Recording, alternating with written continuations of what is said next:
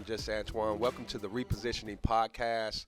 I'm excited as always. I know y'all are like, that's my favorite word, but it just expresses what I have going on the inside. And I got my brother Marlon Walls with me. What's up, my brother? You doing all right? Yes, sir. How you doing, man? Man, I'm blessed, man. Too blessed to be stressed. We have some mutual things that we're doing together, and it's just a blessing. And I appreciate you taking time out to come and holler at me.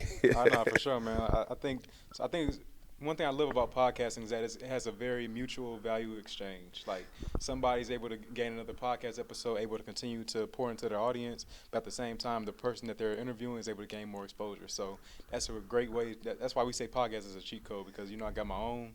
And we've been able to really get in contact with some major players in the business and real estate industry just through the podcast because of that mutual value exchange. Yes, yes, and it's the new wave, right? It's Facts. and that's where we're going, and that's where we're heading, and it's a platform that is going nowhere. Oh yeah, It's gonna be around for a long about to time. explode too. Yeah, and it's about to explode, and there's so many ways to monetize, but it's so much valuable information that we can get out to the masses very easily. Oh yeah, no doubt about it. Yeah. Like you're starting to see more and more that people in their cars are not necessarily listening to the radio anymore.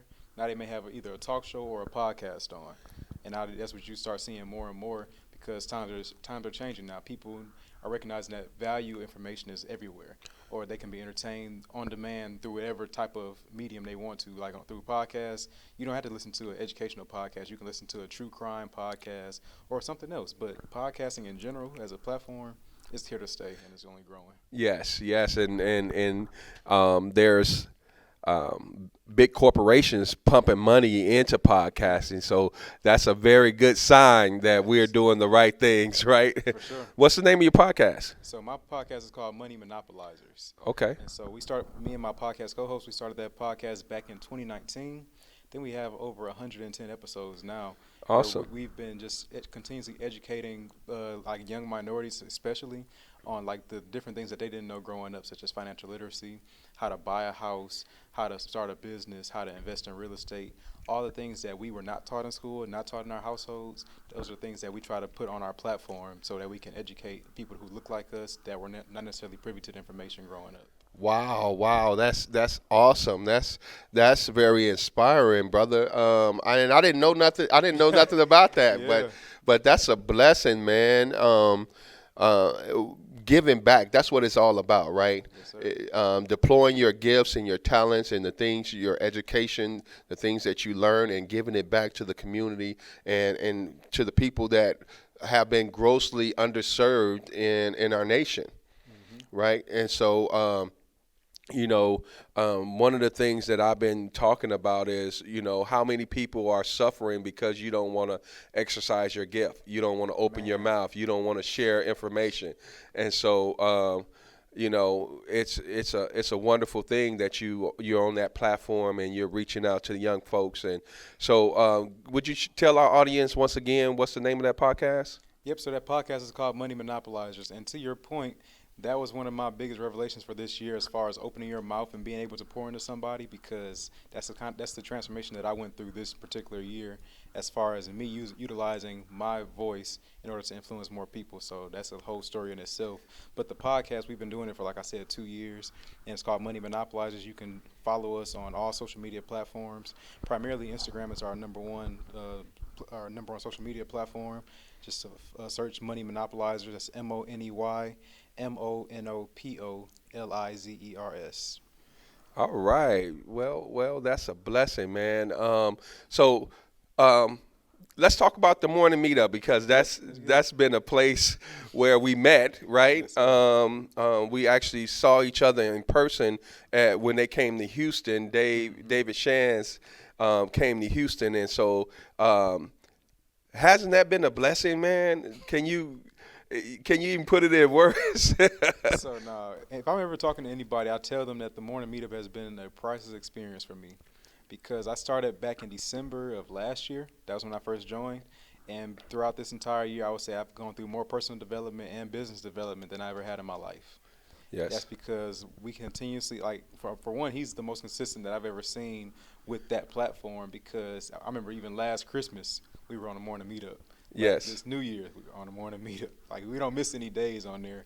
And the purpose is so you can, because as a brand, you have to be consistent. You have to be able to relay to your audience that you are reliable and that you are going to come through whenever that you say you're going to do it. So if he says 5 days a week, he's going to show up 5 days a week.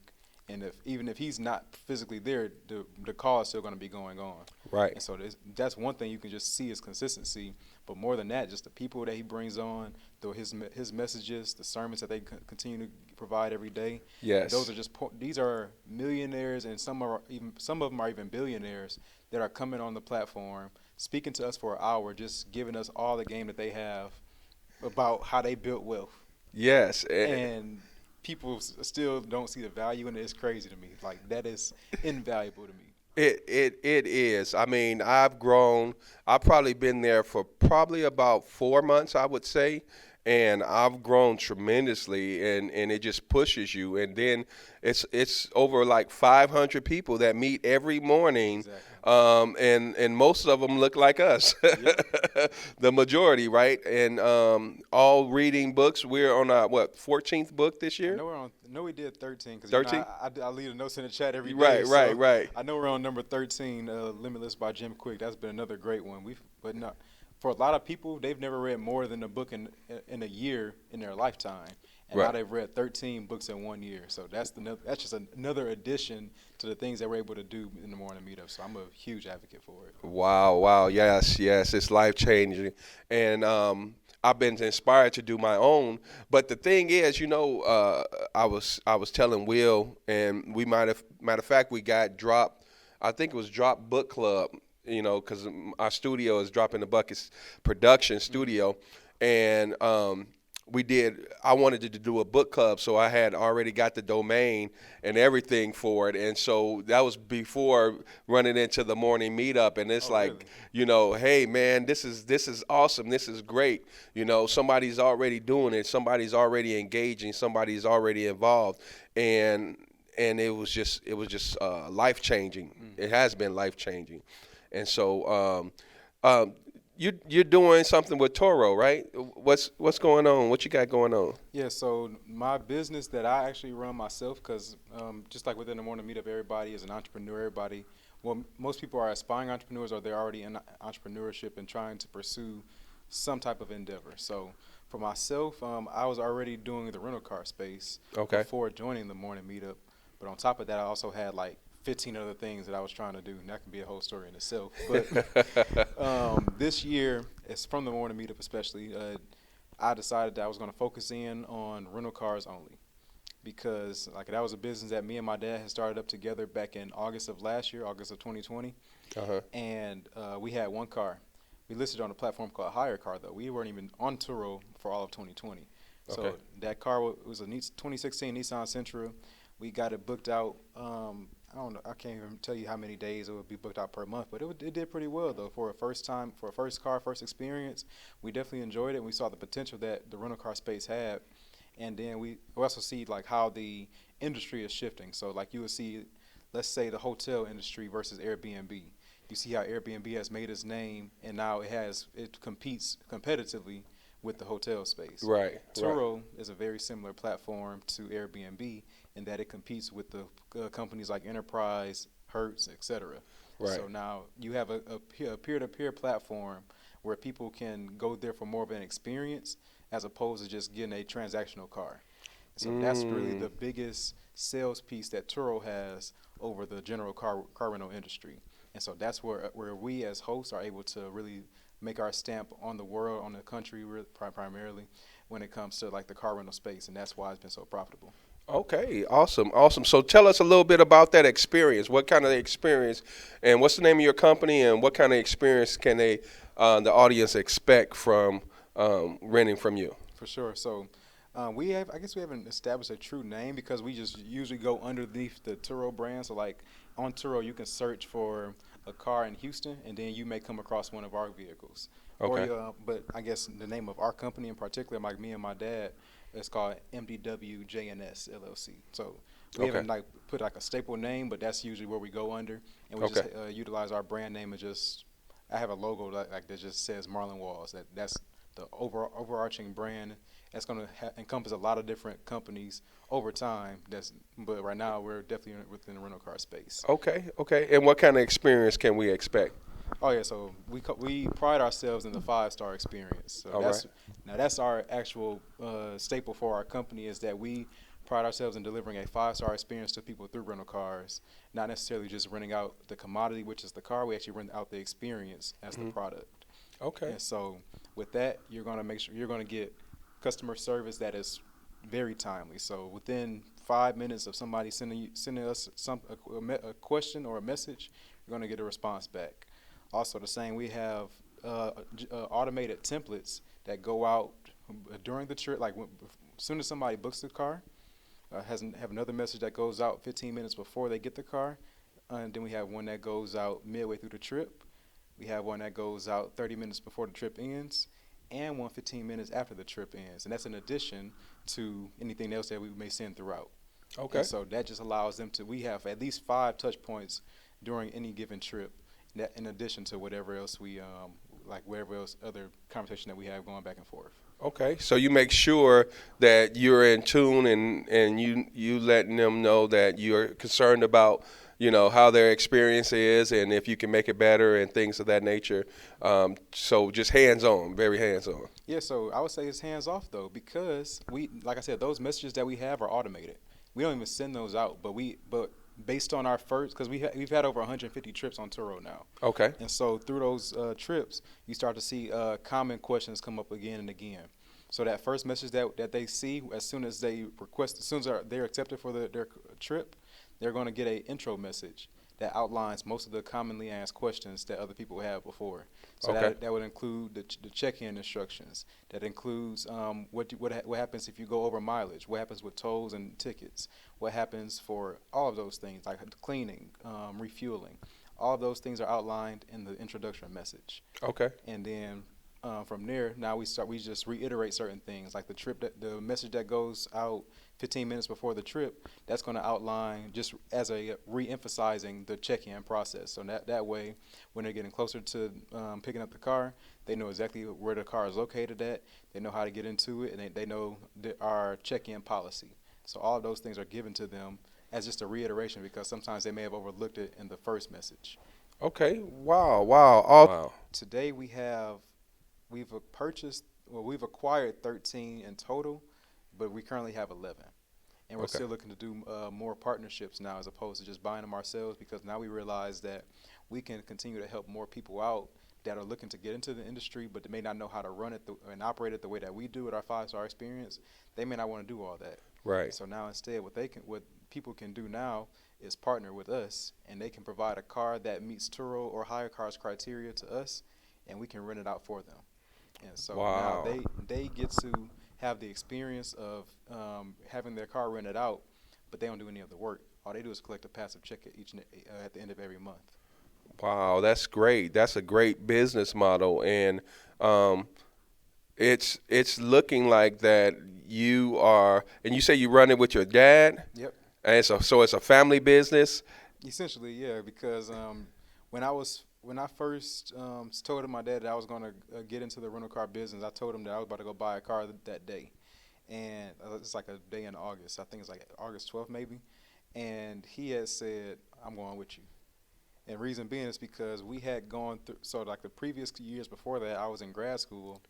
And like I said, we were doing the podcast. We started the podcast back in in May of 2019. So within that year, we were just continuously, like me and my podcast co-host, we were both having conversations repetitively about investing, starting businesses, elevating ourselves financially. And my dad would sometimes overhear those conversations, or we would just tell him about the things that we're talking about, or he'd listen to the podcast. Right. And so by the time that I got back by the time I graduated grad school and he heard me say that I'm going to get a car, he's like, oh yeah, you ain't about to leave me behind. Like I'm jumping in on this. Jumping in. Yeah, like I believe firmly in the vision that you have, and I just want to be a part of the ride. Awesome, awesome, awesome. Well, we're going to take a small break with the Repositioning podcast. Once again, Marlon Walls, we thank you for joining us, and we'll be back in just a few seconds. Hi, we want to welcome you to JW's Place, Soul Food and Barbecue.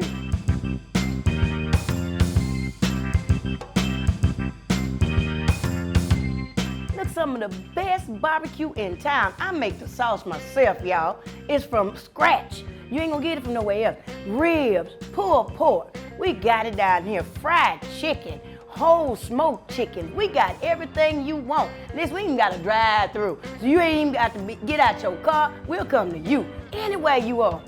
Okay, listen. Come down to JW's Place at 28533 Spring Trails Ridge here in Spring, Texas. 77386. Look, we are ready to serve you here. It is our pleasure at JW's Place, JW's Soul Food and Barbecue. Come on, get your barbecue. And while you're here, look here. I throw you a wing on the fire. Just like that. JW's Place, Soul Food and Barbecue.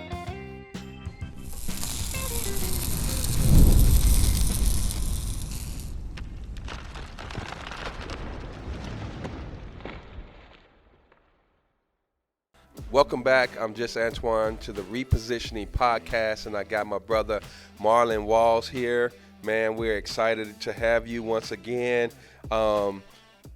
Thanks for coming, man. Yes, sir. Thanks for having me.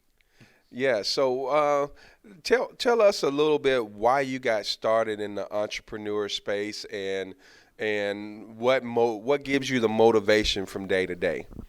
So I got started in the entrepreneur space, and I would say one thing I value more than anything else is time freedom. Because I'll tell the story about my grandmother. She, one of her biggest goals in life was to be able to spend her retirement with her husband, be able to just travel the world, be able to do the things that she couldn't do while she was a working woman. Yes. At age, I think she was 54. This was back in 2003. She was, I can't remember her exact age, but back in 2003, my granddad was 62. He passed away.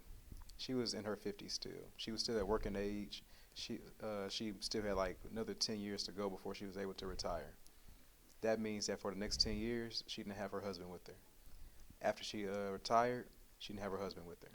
She wasn't able to do the things that she wanted to do because she was always working. So for the previous 20, 30 years that she was working, she now looks at it as like, I did what everybody says you're supposed to do. Say go graduate from high school, go to college, get a full-time job, retire on government benefits.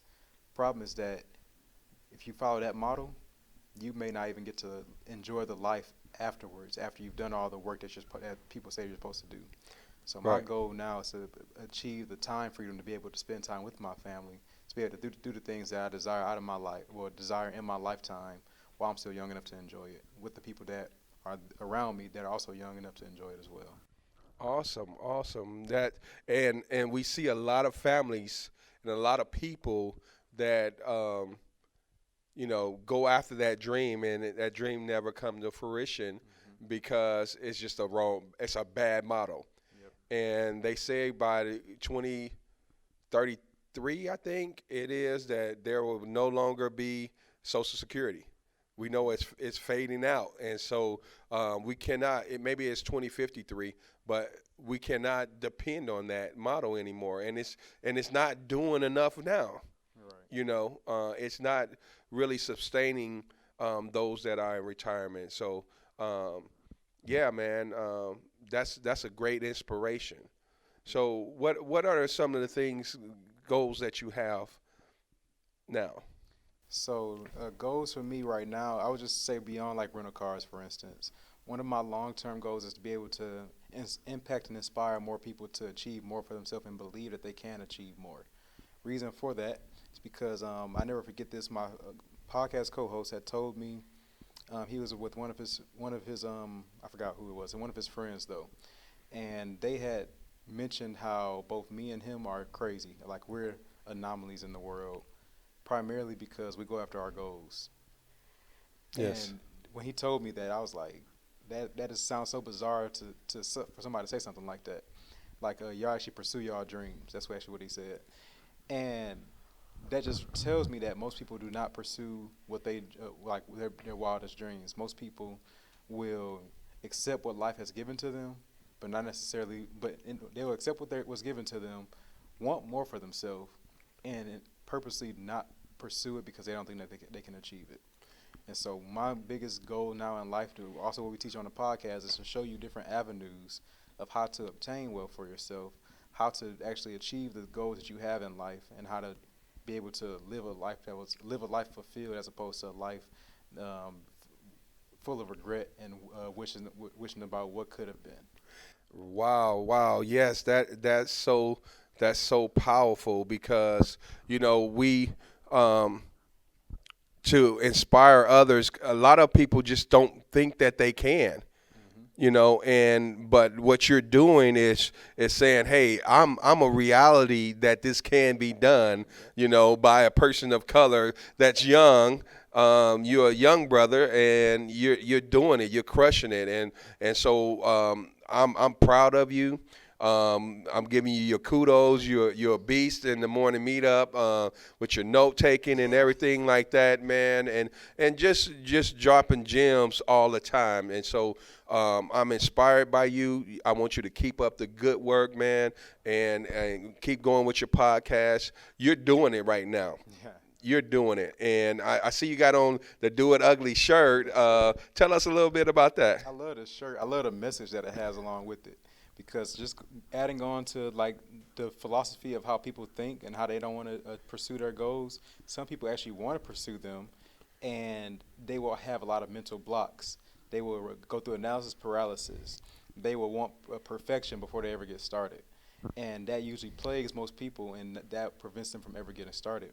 My favorite message that shout out Kelly Holmes, that's the owner of the Do It Ugly brand. She says that it doesn't matter how it looks when you first put it out, just do it. It's just like how Nike says, just do it. She says, do it ugly, because in the beginning, nothing is going to be perfect when you first get started with something. There's no baby that is born that comes out walking. Right. No baby that's born that comes out running or riding a bike. They have to fall a couple of times. They have to stumble. They have to learn. And people think that failure is a bad thing. You need to stop. Don't even consider it failure. Consider it a learning lesson. Consider you instead of you taking the L as a loss, you taking the L as a lesson. Yes, And that lesson I like that. is going to teach you in the future what not to do. When a kid learns to run in the very beginning, they're all over the place. That's why their arms are always out and they wobbling back and forth. They may fall a couple times, but what they learn is that after a couple falls, they adjust. And once they start adjusting, now they're able to get into a track team. Then they're able to graduate to maybe the Olympics one day if they want to be a track star for whatever reason. Right. But the whole purpose is that you started somewhere, and most people are afraid to start on their dreams because they want to start with already at the top at that level. But it's a journey for everything, and just don't be afraid to get started on that journey. All right, and and it's not that I like the quote that says that courage is not with the absence of fear, but it's going in spite of the fear. That's correct. And doing it ugly, being willing to make a mistake, being willing to just challenge yourself and say, you know what, this may not be right, but I'm gonna do it anyway. It may be ugly, but I'm gonna do it anyway. And another one of my favorite quotes is, "You'll never reach 1,000 steps if you don't take the first one." That's everything, man. So, like you were saying earlier, you said I'm doing it. I'm trying to be a personal testimony for anybody that thinks that it's easier said than done.